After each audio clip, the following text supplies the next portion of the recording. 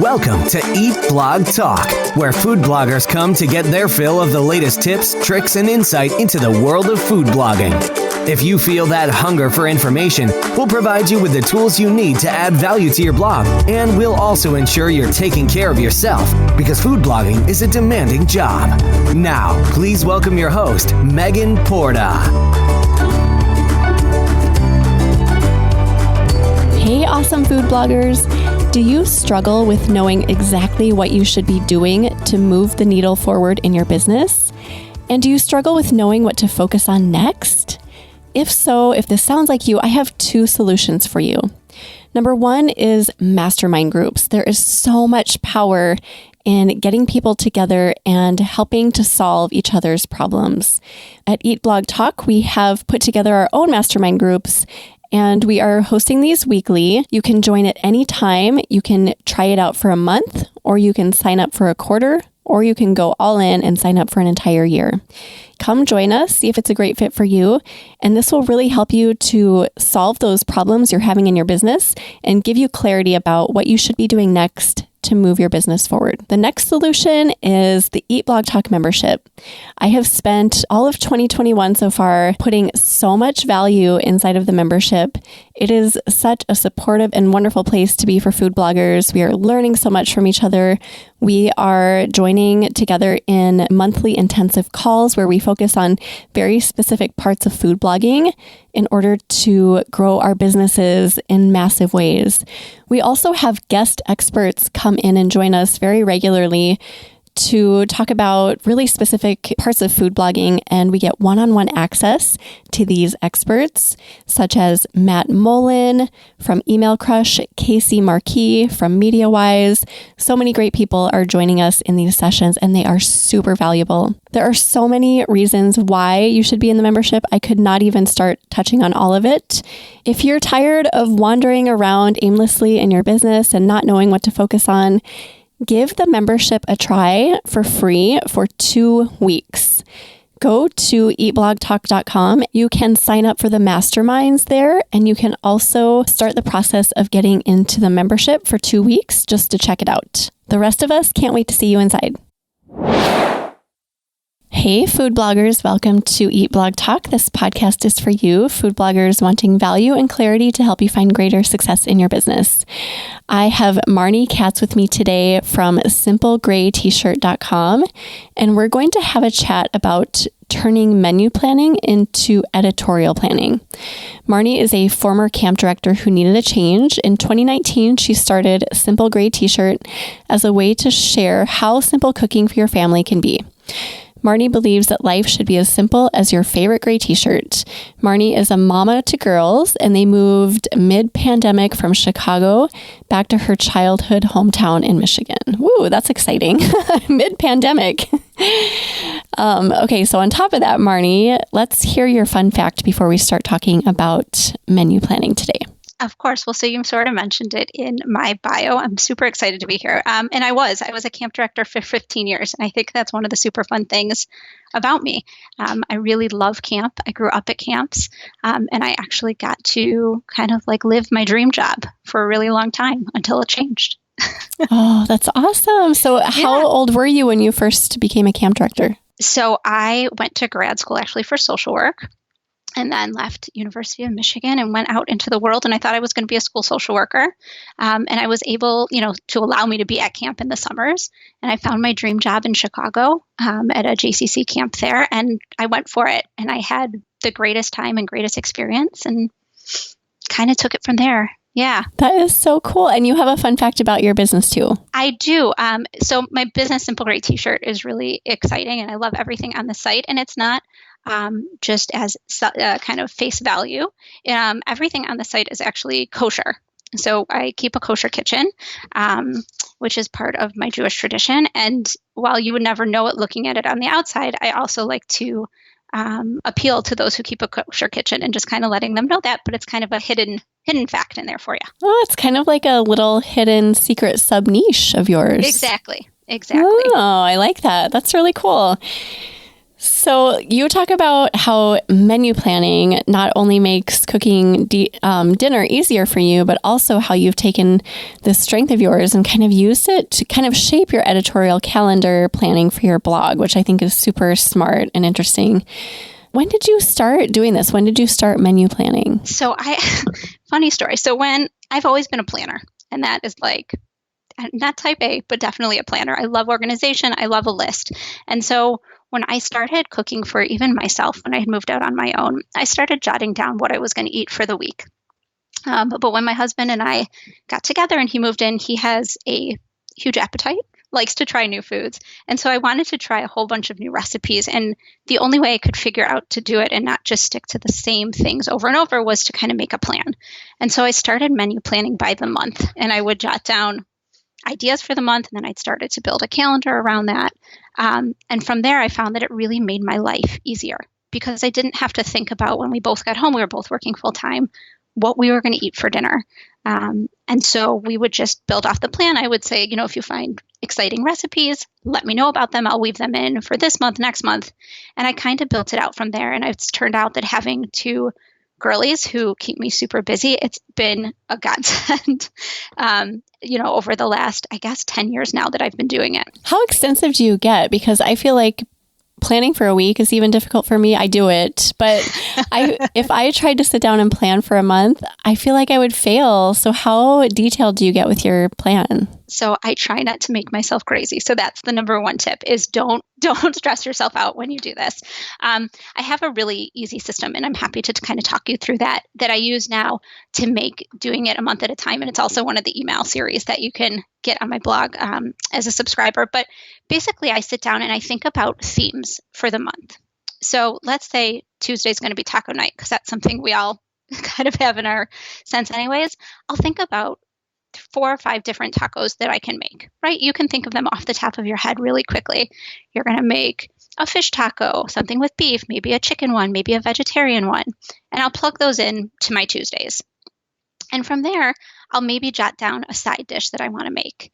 And nothing is set in stone. And that's what you need to remember when you're menu planning, is that you just want something that's going to be quick, easy, that your family's going to love. And so the way that I start out every month is I think about a theme for each day. And from there, I jot down some different dinner ideas. And from there, I kind of factor in sides and think about what might I have left over from my Monday dinner that I could repurpose into another dinner and go from there. But I don't get it crazy detailed. I like to think about what I might find at the grocery on the weekend, vegetable-wise. I have some go-tos, like the sides that everybody will eat, or the vegetables that your kids will only eat right now. There has to be room for that kind of stuff as well. Do you have a leftover day? Do you set a day of the week? Okay. I do. I definitely do. The weekends are kind of up in the air. So I would say Saturday, I kind of jot down leftovers or eat out, because at some point you have to carry in or eat out depending on what the world is doing. And then on Sundays, I typically put in a DIY pizza night or DIY calzone, something, again, super simple that everybody can get involved in making. So in the winter, it might be a soup every Sunday. In the summer, we can grill pizzas, that kind of stuff. But I kind of keep that consistent. It's the stuff during the week that might change itself up a little bit more. So you plan, but you also allow wiggle room for changes and for other things to come up. So it's not wait, I said I was making green beans tonight. What is that? Asparagus? You are a little bit loose with it. For sure. And if on Tuesdays I don't feel like making the tacos, I know that I have the stuff in my fridge for any of the meals through the week, because I shop to my list by the week. And so it's really easy to say, okay, nobody's in the mood for this, or I ran out of time to do this, that, or the other. Let me pull from another day something that we all feel like eating, or just sounds better. Or you skip it because you have leftovers and nobody's in the mood for another thing.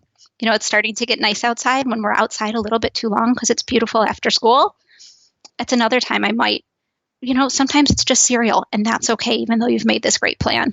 But overall, I like to stick to the plan because it just makes my life easier. Totally. So I'm already thinking about how I can do something like this. This is very inspiring. So how does that planning for your family translate to blog planning?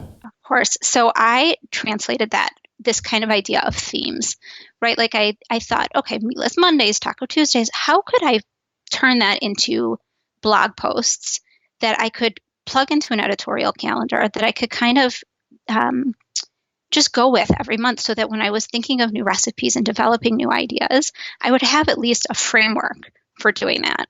So what I did is I decided that every month I'm going to make a specific kind of set of recipes to go on the blog. So I think about a simple breakfast idea, something that's grab and go, something that's not, a simple lunch idea, a simple pasta dish, a simple dinner, some simple sides, a simple drink, a simple dessert. And every month I get one of those recipes created.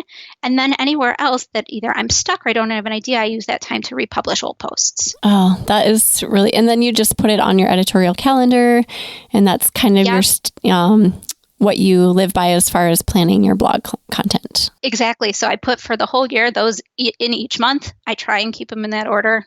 Sometimes it works. Again, sometimes it doesn't. I try to be flexible with myself, because nobody else other than now your listener know that's right. Like that's what's coming.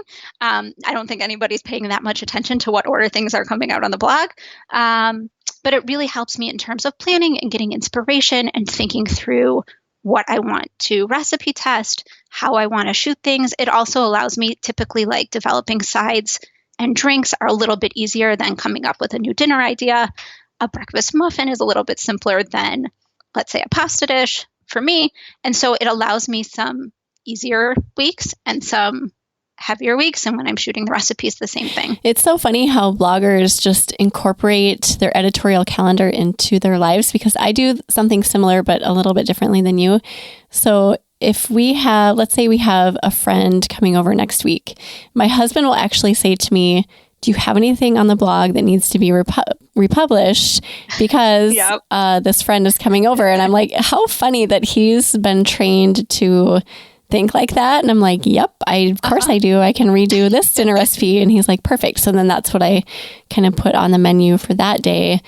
But I think in terms of my blog, for every meal, like we host this life group through our church. And on days when they come over, I look at my blog editorial calendar and say, what can I redo? And it's so weird. Like, what do normal humans do? Do they just probably go to our blogs, right? And find something that way? Let's hope. Yeah, let's hope. Exactly. So I'm curious about menu planning during like really crazy stretches and how this may save you and how it can save some of my listeners here today. Like pandemic, for example. Did this save you during the pandemic? Oh, pandemic sure did. I actually went to the next level and I planned lunches as well. I know it's insane. Nothing crazy though. Like just the sandwiches that I was going to be making each day, or if we were going to be eating leftovers. I had two tiny people. We were still living in Chicago at the time. So we were in a 2-bedroom, 1-bath apartment with my husband trying to work in our bedroom, which was right next to the hallway and the kitchen where the kids and I were spending all of our time. So I needed to make sure that the grocery orders I was putting in each week were clear and consistent and knew what I was going to need for the week because we weren't running to the grocery. And so having that plan, and again, lunches Monday through Friday were the same every Monday through Friday. And there's nothing wrong with that. And it's something that I talk about actually on the blog a little bit, but when you're thinking about planning lunches or dinners, you don't have to reinvent the wheel. If you know your kids love peanut butter and jelly, make peanut butter and jelly every Monday for lunches, whether you're packing them or you're home. There's nothing wrong with that. Change up the sides a little bit, make it carrot sticks or celery sticks or crackers or whatever they will eat, and be good with that. And so that's one of the things that I think about when I think about keeping things simple, is it doesn't have to be a brand new meal every single day of the month, right? So the same for during the pandemic, I did that. I really wrote myself up a plan of what we were having for lunch. I kind of stuck with the same dinner, simplified some of it based on what was available at the grocery. Obviously, we had to change things when we couldn't get something. But it really made my life easier. And it was one less thing to think about each day. And when that crazy witching hour that anybody with kids knows about after 4 o'clock happens, right? Like I wasn't also thinking like, what do these people need to eat again? I could just go These people. These people who like need to be fed all the time. I didn't have to think about it. Yeah, keeping it simple. And I think you used the word uncomplicated. And then just having like a rotation. And I remember this growing up, and it's a little bit different for me, but my parents did this rotation of meals, and you just got used to it. You're like, oh, it's rice meatball night or whatever those things were. And we would do like pancake night, and, you know, like beef stroganoff was one of ours. So do you do that same sort of thing, but with your own spin on recipes? I try to mix it up a little bit more than our parents did. My mom did the same thing. She would tell me like Tuesday was Prince Spaghetti night. And I was like, okay, every Tuesday was Prince Spaghetti. That's where I kind of get to the themes of the idea. Like I'm good with Tuesdays being taco night because there's so many variations on tacos that you can do to keep it exciting and not get too bored by it. And I change up the themes each month. So sure, you're going to see pasta on my menus just about every week. We're big pasta lovers, and I can make it a million different ways and keep it simple each time. Nothing I'm making is extravagant. I'm not making meals that take 2 and 3 hours. That's not who I am. That's not how I've ever cooked. And that's what keeps things simple for me. And it's hopefully what's keeping things simple for my readers. I want them to know that it doesn't have to be a 4-course extravagant meal with the newest ingredient that's out there. You can feed your family really tasty, delicious food that's simple. Yeah. Oh my gosh. I'm all about simple. I am so here's something else that's interesting. Non-food bloggers hear that I'm a food blogger and they're like, oh, you must feed your family like really extravagant, amazing meals. And I'm like, no, I don't at all.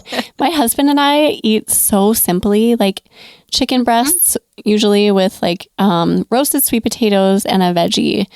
Or brown rice or something. And that's it. Like, that's what we eat on most nights. Sometimes I'll put like, I don't know, get fancy and put a sauce on top or something.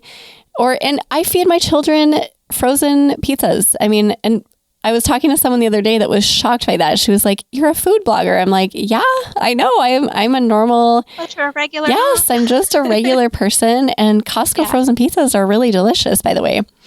So it does not have to be extravagant. And just because you're a food blogger, you don't need to impress your family. You just do what works for you. Keep it simple. The witching hour you refer to, oh my gosh, that is such a real thing. It's like it's like a curse or something. You hit this certain time and it's like, what is going on? And even with my boys being a little bit older, we still get that. I'm like, Right. And I think even if you don't have kids, it gets to be 5:30 and you're like, I'm hungry, I'm tired. What am I supposed to make? And you don't want to have to think too hard about it. And I'm a big believer in like not quality over quantity. Your meals don't have to have all those courses. Like it's okay. I'm trying to think. Last night we had veggie burgers, and I served veggie burgers with roasted sweet potatoes and some canned green beans. And you know what? Everybody was happy, right? They built their burgers the way they wanted to. I felt good that I was giving them a good dinner. They all ate it. And that's really what it's about, is feeding your family, feeding the people you love, and doing it simply. Right. And preserving energy so that you have time with them, and so that your evenings after the witching hour are not tainted by that that feeling or that vibe, because sometimes it can be. I can let it get a hold of me and be like, oh my gosh, this ruined my whole night. But it doesn't have to. You can just like simplify. Sometimes we have the energy to meal prep on Sundays. We haven't done that recently because we were sick, but I love that. Like we can just pull out our meals from the fridge, heat it up, make something quick for our boys. And it's like cheating, but it feels so good when you can do that.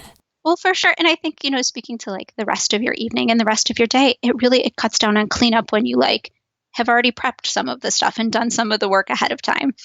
I think about that even now, like if I know what I'm making for dinner, if I have 10 minutes in my day, I can prep something in the morning while I'm making breakfast or during my lunch break.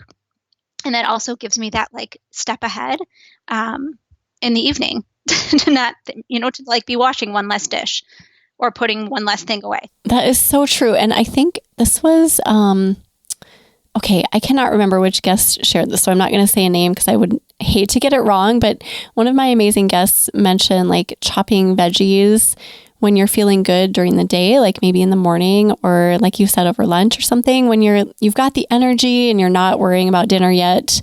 So that way it's done. So then when dinner comes, you have that taken off your list. That's 5 to 10 minutes that you don't have to worry about. So just little hacks like that you can just take note of during the week and then like tweak your time the following week and make it even more streamlined. Yeah. And it goes for the blog the same way. You think about like the little tasks that you can get done when you have the energy. Like I'm working on a forever series right now on my email list. And each of those emails only take 5 or 10 minutes to put together for the forever series. So I've been trying to chunk them out one at a time each morning when I'm like a little creative and I'm paying attention, and it goes quick. And so if you kind of like chunk out some of those tiny tasks throughout the day when you have the energy to do them, much like cooking and prepping meals for the blog also, it really changes the whole workflow. Oh, I love that. I love that you mentioned that. So I see in your notes here that you're working on an ebook. Are you actually putting together 12 months of menus? Explain this, because that is mind-blowing. So for the first year of the blog, and I've stopped doing this now, I was sending out a monthly menu to my readers that I would put together based on these themes, because I was doing it for myself already and I wanted to be able to share that. So what I'm doing is I'm compiling that into a little bit more cohesive, a couple more of the recipes from my blog, but from other bloggers also, and just things that you don't almost need a recipe for, like pizza night. Sure, you could look up a recipe, but go ahead and buy store-bought pizza crust, some cheese and sauce, and let everybody have at it. And so I'm compiling those into an ebook with the tips and tricks that I use for menu planning, and then giving you these 12 months of menus done for you that you can obviously use at face value, or go ahead and work on your own with that as inspiration. Oh, that's very inspiring. When are you going to be done with your ebook? Well, that's a great question. My goal is in the next few weeks. I would say I'm more than halfway done with it, which is really exciting. And it will go out to my email list first, and then I will get it up on the site. So in addition to that, do you have any resources on your blog to help people kind of get going with menu planning if they're interested in that?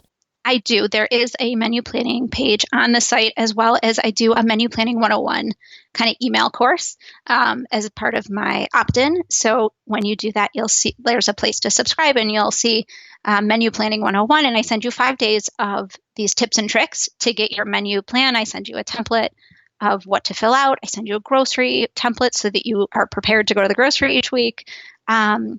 And then I kind of filter you from there, so people really can take this on themselves. I've helped a couple clients do this and kind of get them up and running, where I started out by doing it and then I taught them how to do it, and off you go. And it really helps save time and energy and makes life easier, which is what I'm all about. Totally. And for food bloggers specifically, it's like you can kind of kill 2 birds with one stone, because you can simplify your life, your family life, but you can also use this to simplify your blog and the way that you approach recipes there. And like we were talking earlier, you can do both things at once and get, check 2 things off your list. Do one thing, check 2 things off by making one dinner for friends or even just your family, and also create blog content. For sure. And I think that it's, it goes the same thing as you're working on your editorial calendar, sliding these things in, testing them out. It could be that Tuesday's testing day, and every Tuesday you're testing a new recipe on your family. That's fine too, right? Like, it gives you the opportunity to really kill 2 birds with one stone and really work on the things that you need to get accomplished. Right.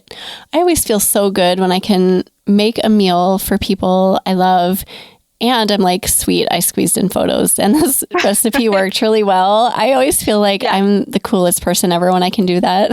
Yeah. And my parents, now that we're back in Michigan, my parents have been the benefactors because they're in the bubble that we have, and not so many other people are still. And so when I do my big shoot days, it's like, it feels really good also to be able to share what you're making with other people.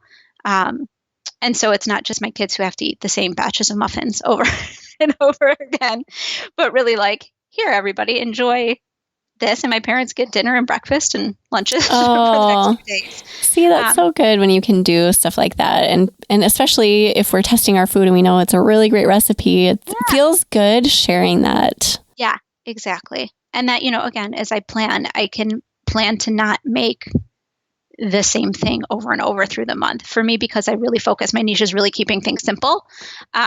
I can kind of hit all the different courses of things, and I have a lot of flexibility there. So it also helps to not get bored with what you're doing. Keeps things a little more exciting. We recently, my youngest son loves baking. So we've been testing out some baking recipes. Nice. And now that people are getting out a little bit more, we've started delivering some baked goods to our neighbors. And because we can't have it sitting in our house because I will eat it all and my boys will eat it all. So I'm like, we've got to get rid of this. Let's take it to a couple neighbors. And they love it, especially after this past year when nobody's doing stuff like that. Their faces are like, oh my gosh, thank you so much. And it feels good to get rid of it and to make them happy. So just kind of thinking through things like that too. Like you're not just blessing your family with this food. You can go outside of your family. Yeah, it feels really good. And it like helps the world right now. Like we need that kind of community. And so like doing those kind of little, again, like those simple little gestures go so far. And there's like less food waste and all the things that we all think about when we're doing this kind of a job can really be helped by just like taking it to the neighbor, or taking it to a friend down the street. It's great. Yeah, it's like you're being a light to the world right now that needs you to be a light, and you're not putting that much effort into it. So it's kind of your whole theme, Marni, which is like do it simply. You don't have to be extravagant, but you can still make huge impacts. And just because you're a food blogger and normally make food beautifully and pretty, your neighbors are really okay with it. On a paper plate. Like, they're okay with it in a Tupperware. It doesn't have to be like a whole production. That's true. Even in a Tupperware, have you noticed that people are like, whoa, that looks so good. And you're like, oh, that's nothing. Exactly. Just a hot dish, whatever. Exactly. So what would be like a takeaway that you have for food bloggers if they want to incorporate something like this into their business, like start small? Where do they get started with this? Yeah, so I would start with your editorial calendar and really think about who you're speaking to and what kind of recipes you're putting out on a monthly basis. To me, it's like the idea of themes in monthly menus. Really start thinking about the content you want to put out and then not have to reinvent the wheel each month, right? If you do, let's say you're if you're a dessert blogger, maybe every month you want to put out a cookie, a cake, a muffin, and something else. Like I'm not only a baker, but you can pick those things that you want to, or you want to do a fruit-based dessert and a chocolate-based dessert, and you want to do that every month. So kind of think about the content that you're already working on and that fits into your niche, and stream it down to the 4 or 8 kind of, if you're doing 2 posts a week or 1 post a week, whatever it might be. Figure that out and get that content streamlined. It helps you then get inspired. And as you get inspired with new recipe ideas, you can easily plug it in, and quickly you'll see that your editorial calendar is built out for quite some time quickly, as opposed to like struggling. What am I going to make? What am I going to do? It builds things out really quickly. Don't be afraid to also put in that republish or update content in there. You don't have to reinvent the wheel. So many of us have old content that is cringeable. And republishing that, as we've all learned, is really important to bring up to date. And so adding that in there, I would say, is another kind of baby step to doing it. And then from that point, once you've got that editorial calendar, and the other thing that I like to do is the idea of time blocking, which I know you've talked about as well. But I think that kind of goes in with that planning idea, is thinking about your week and your month of what you're going to focus on. And maybe it's not blocking every day, but thinking about like the first week of the month is the time that I do keyword research. The second week of the month is the time that I really spend on SEO. And the third week is when I do my photo shoots for the whole next month, whatever that might be for you. Start thinking about time in kind of greater chunks and getting it all done. And it can be painful. I mean, it's not fun to spend a whole day or week on SEO. And it's like, I remember I used to do like a ton of videos one day of the week, every week. and shoot all my photography that day. And it was not, I'm not saying like it is not easy to do that. It's hard work, but there's so much efficiency involved in that if you can actually get through it, you're like, oh my gosh, I got so much accomplished. And you can spread it out over the week or the month, and it just feels amazing. Well, and you also I find myself when I'm doing keyword research, if I'm just doing it for an hour here and an hour there, I get out of the groove. But if I know that that's my focus for a day or 2 days or 3 days, can get in a groove. I find myself getting more creative and can really simplify the whole process, because once you're in the groove, things just get rolling, but it's hard to get into the groove sometimes. And I think that that's another win. Oh my gosh, yeah. And keeping things simple. The magic flow, I call it. It's a real thing. You get into that flow, and then you can kind of start tapping into new, you kind of mentioned this, Marni, new ideas. If I were to just do keyword research for 1 hour, I probably wouldn't have figured this thing out, whatever it is, after doing it for 3 or 4 hours. So there's so much power in that. This is a great conversation. Is there anything you feel like we've missed before we start saying goodbye? No, I really want people to keep it simple. Don't make yourselves crazy. I really believe in keeping life as simple as your favorite gray t-shirt. You throw it on, you feel good. So really just try and simplify things. Your family will be fed. People around you will be happier. You'll be happier. And life is a little bit easier that way. And your blog content will be created, or some of it. And it will be created. I keep a template that keeps things simple. It was a tip from Casey Markey actually said, you don't have to reinvent the wheel every time you write a blog post. Follow the template, things get easier. Same with photos, right? You don't have to have elaborate setups. My photos are super simple. I use just a couple backdrops. I use a couple props. And it makes things a lot easier. And so kind of just streamlining that, I streamline menu planning and I streamline my editorial calendar. I suggest trying it. Streamlining is the best. It is such a great tip, especially for a job like food blogging where you have so many different things to juggle on any given day. It's the key to success, I feel like. Yes. Well, thank you for being here, Marni. This was a super fun chat. Yes, and it's going to be extremely valuable for food bloggers listening. So before you go, do you have a favorite quote or words of inspiration to share with us? You would ask me about that, and I always think, how am I so inspirational? I'm not sure. But one of my favorite quotes is "No day but today" from Rent. Really thinking about, which is a little counterintuitive based on the fact that I like to plan months at a time, but really combining that with the idea of 1% to infinity, which the folks over at Food Blogger Pro talk about a ton, is just get a little bit better each and every day. And so while you're in the moment of doing what you do that well. And then the rest hopefully is already laid out and you can move on to the next task and do that just a little bit better each day. Oh, I love it. That's so inspiring. Thank you for sharing that. We will put together a show notes page for you, Marni. So if anyone wants to go peek at that, and then also maybe we'll link to some of the resources that you mentioned within the episode. You can find that at eatblogtalk.com/simple gray t-shirt. I love the name of your blog, by the way. That's so cute. Yes. Thank you. So where can people find you on your blog, Instagram? What's the best way to get a hold of you? Well, I wish I could say Instagram. I am on Instagram at Simple Gray T-shirt. I am not as active as perhaps I should be, but I'm there definitely checking in. So feel free to DM me there. I'm also, I have a Facebook at Simple Gray T-shirt. I'm on Pinterest, but I would say you can always shoot me an email, Marni at Simple Gray T-shirt. Find me on the blog. I'm available. Sounds good. Well, thanks again for being here, Marni, and thank you for listening today, food bloggers. I will see you next time. We're glad you could join us on this episode of Eat Blog Talk. For more resources based on today's discussion, as well as show notes and an opportunity to be on a future episode of the show, be sure to head to eatblogtalk.com. If you feel that hunger for information, we'll be here to feed you on Eat Blog Talk.